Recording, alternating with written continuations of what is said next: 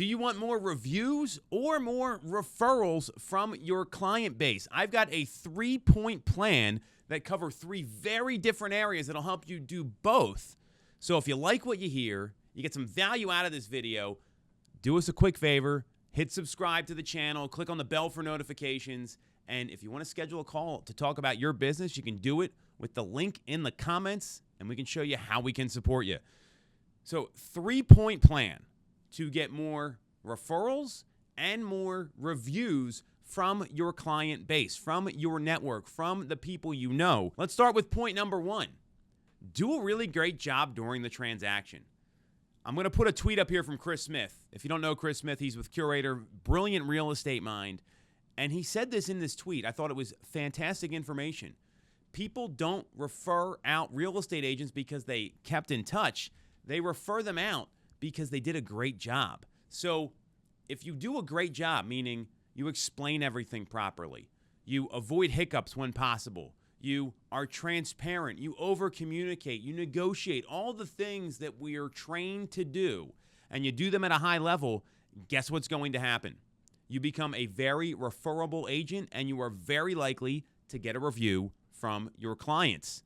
We are in a review-based economy, so you want those reviews out there. I recommend Google specifically where you want to post them because that's where people search for real estate agents. So if you do a great job, you do all the things you say you're going to do. So think about the buyer consultation, your buyer meeting, your listing presentation, making sure you're following through on everything in there, and you do a great job doing that. The good news is people are going to make you more referable, and they're going to be more likely to leave you reviews. So just do your job at a high level. Now, we know that real estate's got a very high failure rate, and a lot of agents don't know how to do their job right. So that's all the more reason to get into an environment where they show you, here's how to do a really great job helping someone buy or sell a home. This may sound simple. This may sound obvious, but that's going to be your best way to do it. So that's point number 1. Just do a great job. Make sure you follow through on everything you're supposed to do. Point number 2 is a timed ask. A timed ask works for reviews and referrals. And what it does, you want to look at high points in the transaction. So you're doing a great job. You're hitting all the deadlines. You're making sure things move on time. Think about high points in the transaction. You just negotiate the inspection and know the deal's moving ahead. You get done the pre-settlement walkthrough.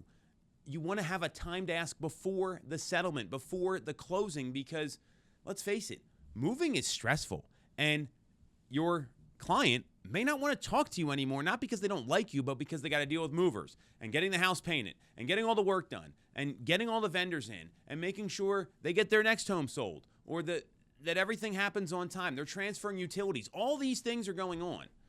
And by making a timed ask when you're in the throes of the transaction, you just had a big win, you know it's moving ahead, that can be a great way for you to ask for, hey, just one more thing before we hang up. I have a quick favor to ask. If you could do me a favor, would you be open-minded to writing a quick review? It only takes about 5 seconds, and here's the link. Or asking for the referral, hey, I had a quick favor. And a great time to ask for this, by the way, we're going to channel our inner Phil Jones here, is when someone says thank you, that's when you want to ask them for a favor. So it's as simple as, hey, really appreciate everything here.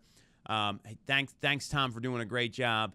Hey, you know what? You're welcome. And I just have a quick favor to ask you. I know it's stressful when you're buying and selling a home, and we tried to really take the stress out of that. And our business really relies heavily on referrals. So who do you know that is thinking about buying or selling a home in the next 6 to 12 months that might need some service just like I delivered you? Great time to ask. A timed ask after high points in the transaction. And point number 3 is you want to stay in touch with these people after the settlement. I was joking around a little bit about the Chris Smith tweet. I think it's very, very smart. You still get referrals by staying top of mind. You still get reviews by staying top of mind. So maybe when you call someone on their anniversary and they didn't write one before, hey, Wendy, it would be really great if you could just take a couple seconds to write a review after all the kind words you just gave to me there. It'd be a huge favor. I'd really appreciate it. Remember, ask for things after people say thank you, right? So it's a great time to do that. Or, hey, ask them how work's going, right? So, hey, Brian, how's the work environment been for you since we last spoke?